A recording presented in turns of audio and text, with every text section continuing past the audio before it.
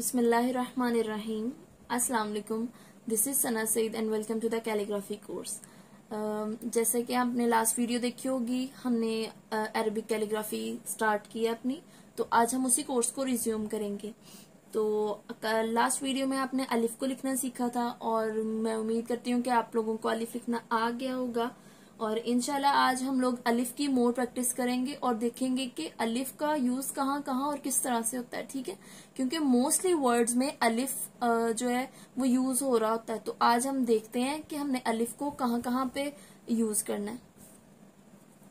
तो चलें देखते हैं कि हम अलिफ को किस तरह से लिख सकते हैं। ठीक है, बिस्मिल्लाहिर्रहमानिर्रहीम। अलिफ को मैंने आपको लास्ट वीडियो में बताया था कि 7 कत यूज होते हैं उसमें। ठीक है, तो सबसे पहले हम लोग कत लगा लेते हैं। 1 2 3 और उम्मीद करती हूँ कि कत लगाने का आपको आ गया होगा कि अब कत किस तरह से हमने लगाने हैं।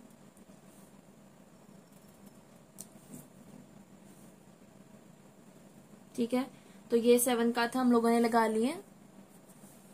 अब हम देखते हैं, सबसे पहले तो हम लोग उसी एंगल पे जिसपे मैंने आपको बताया था कि 90 के एंगल पे हम लोगों ने अलिफ को पकड़ना है। सही है, तो हम यहाँ से स्टार्ट करते हैं 90 पे, सॉरी 90 पे नहीं, 70 to 80 के एंगल पे हम लोगों ने कलम को पकड़ना है और पहले कट से हम लोगों ने स्टार्ट करना है यहाँ पे। तो जिसको लास्ट वीडियो में भी नहीं समझ आई थी वो देख सकता है। ठीक है, दोबारा से अब हम इसको थोड़ा सा बेंड करते हुए नीचे की तरफ लेकर आ रहे हैं। हमने अपना एंगल नहीं चेंज करना और हमने इसको लेकर जाना है 6 कट तक।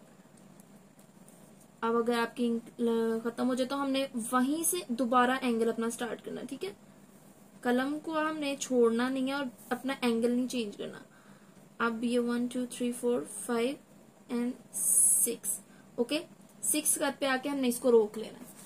अब सीखने वाली बात है कि अब देखें, मोस्टली हम लोग देखते हैं कि अलिफ के साथ बा होता है या जीम होता है। ठीक है, तो अब देखें, अब मैं आपको बताती हूँ कि किस तरह से वो वाले वर्ड्स इसके साथ ज्वाइन होंगे। हमने उसी एंगल पे रखते हुए इसको सिर्फ और सिर्फ ये लास्ट कट पे थोड़ा सा आगे की तरफ मूव कर देना है। ठीक है, बस अब देख सकते हैं कि यहाँ से हम लोग साथ में कोई सा भी इसके साथ वर्ड मिला सकते हैं। ठीक है, अब आपने देखा कि हम लोग इसके साथ कोई भी वर्ड को ज्वाइन कर सकते हैं। जैसे जीम यहाँ पे साथ आ सकता है, हा आ सकता है, बा आ सकता है, कोई सा भी वर्ड इसके साथ अलिफ के साथ ज्वाइन हो सकता है। ठीक है, तो आपने देखा कि अलिफ के साथ और वर्ड किस तरह से ज्वाइनिंग हो सकता है। मैं दोबारा बता रही हूँ आपको कि सिर्फ स्टार्ट से उसी एंगल के साथ आपने लेकर आना है, इसको 6 कट तक रोक लेना है। उसी एंगल को देखते देखते आपने इसको सिर्फ और सिर्फ बेंड करना है उस तरफ। लास्ट कट पे आपने सिर्फ इसको राइट साइड की तरफ मूव करना है। लेफ्ट साइड की तरफ भी मूव करना सिखाती हूँ आपको और राइट साइड की तरफ भी। ठीक है, अब इसी तरह से ऊपर कट लगाना, ताज बनाना भी आपको बताती हूँ दोबारा से। थोड़ा सा इससे आगे और ऊपर यहाँ पे रख के हम लोग इसका ताज बना लेते हैं। ठीक है, यहाँ से थोड़ा सा आगे की तरफ को लगाएंगे और यहाँ से करते करते ये बना देंगे, तो ये हमारे पास आ जाएगा इसका ताज। ठीक है, अब इसी तरह से मैं आपको दूसरी तरफ लिखना बताती हूँ। क्या करना है कि उसी एंगल के ऊपर हमने रखना है 70 to 80 पे और नीचे लेकर आना है हमने 6 कट तक। ठीक है, 6 कट तक हमने इसको लेकर आना है और वहां पे स्टॉप कर देना है। अब उस लास्ट कट पे आपने यहां से स्टार्ट करना है और आगे की तरफ थोड़ा सा मूव कर देना है। ठीक है, अब आपने देखा कितना आसान था ये कि हमने यहाँ से 6 कट से थोड़ा सा आगे किया। अब यहाँ पे भी हम कोई सा भी वर्ड इसके साथ ज्वाइन कर सकते हैं। ठीक है, जिस तरह से हमने इस पे ताज बनाया था हम इस पे भी उसी तरह से ताज बनाते हैं। मैं बार बार इसलिए आपको बता रही हूँ ताकि आप लोग बार बार इसको देखें और आप लोगों को सही समझ आ सके। ठीक है, तो इस तरह से आप अलिफ को ज्वाइनिंग दे सकते हैं किसी भी वर्ड के साथ आसानी के साथ। तो आपको उम्मीद है समझ आई होगी कि अलिफ को 6 कट तक लेकर आना है उसी पैटर्न के साथ।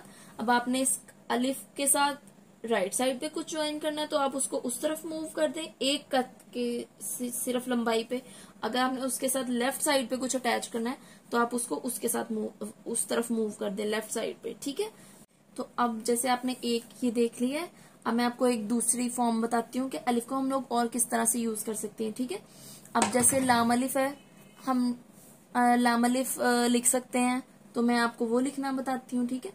जिस तरह से हमने यहाँ से स्टार्ट किया अलिफ को, अब आपने मेरे हैंड्स पे गौर करना है कि अलिफ को मोस्टली स्टूडेंट्स कहते हैं हमें अभी तक कलम पकड़नी नहीं आई है, तो आप मेरे हाथों पे गौर करें कि मैं किस तरह से लिख रही हूँ। यहाँ पे मैं प्रेशर रखकर यहाँ से लिख रही हूँ, ठीक है। तो आपने भी इस तरह से करना है। और एक और चीज आपने गौर करनी है लाम अलिफ लिखने से पहले, कि आपने अलिफ लिखते वक्त अपने हाथ को मूव करना है इस तरह से, ठीक है। ये नहीं करना कि ऐसे किया है तो पहले हाथ को मूव, साथ साथ अपने हाथ को मूव करना है। कुछ स्टूडेंट्स ऐसे करते हैं कि पहले ऐसे स्ट्रोक थोड़ा सा लगा के ऐसे मूव करते हैं पहले हाथ, फिर पीछे को आते हैं, मतलब कि रोकना नहीं है अपने हाथ को।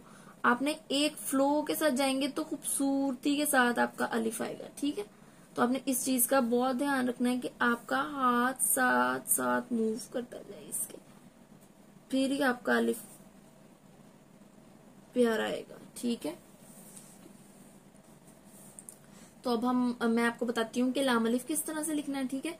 तो लाम अलिफ के लिए भी आपने क्या करना है कि उसी एंगल पे कलम को होल्ड करना है, यहाँ से 70 to 80 के दरमियान, और आपने इसको उसी तरीके से लिखते हुए 5 कट तक लेकर आना है, ठीक है।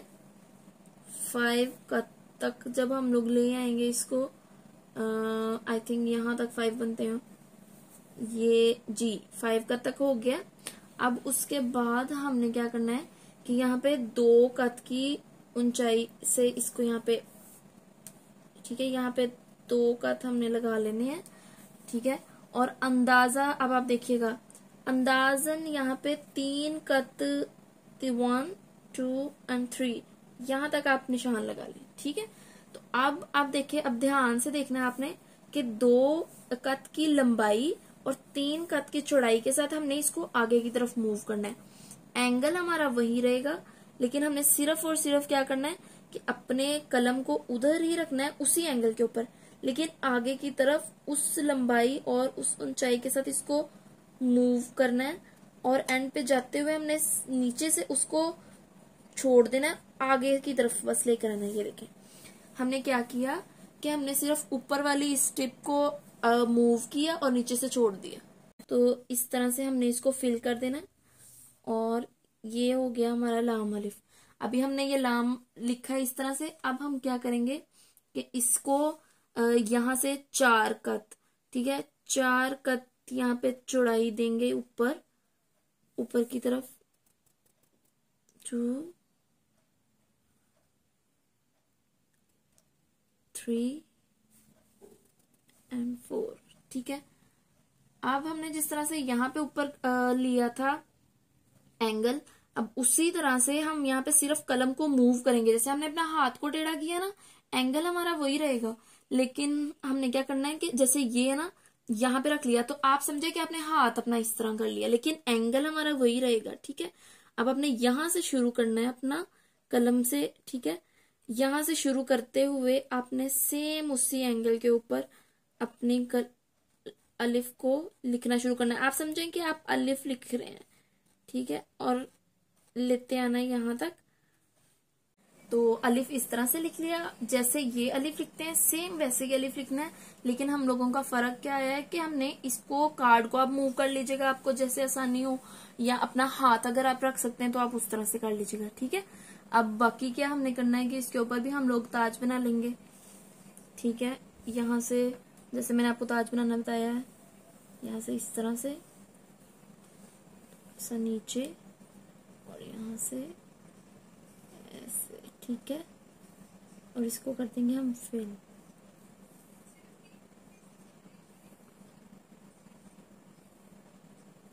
इसी तरह से हम अलिफ के ऊपर बना लेंगे, यहाँ से बिल्कुल सेम वैसे ही, ठीक है, यहाँ से, और ये है लाम अलिफ। ठीक है, तो उम्मीद है आपको लाम अलिफ समझ आई होगी इंशाल्लाह। और आपने इसकी बहुत सारी प्रैक्टिस करनी है, प्रैक्टिस के बगैर आपको ये बिल्कुल भी नहीं आ सकता। तो जो स्टूडेंट्स कम प्रैक्टिस करते हैं वो कोशिश करेंगे बहुत ज्यादा प्रैक्टिस करें, क्योंकि चीज वही है, सिर्फ आपको एंगल समझ आनी चाहिए, आपको मैयर का पता होना चाहिए कि कितने कट लगने हैं, कहाँ कट लगने हैं। ठीक है, वो मेमोराइज करनी चीज, हम लोगों को बनाना आता है, लेकिन हमें ये नहीं पता होता, हमने अपने माइंड में स्केच नहीं किया होता चीज को। हमारे माइंड में जब तक स्केचिंग नहीं होगी तब तक हम लोगों को वर्ड बनाना नहीं आएगा। ठीक है, तो ये चीजों को याद करना है कि 2 कद की ऊंचाई, 3 कद की चौड़ाई नीचे और 4 कद की चौड़ाई हम लोग ऊपर से लेंगे, तब हमारा लाम अलिफ बनेगा। ठीक है।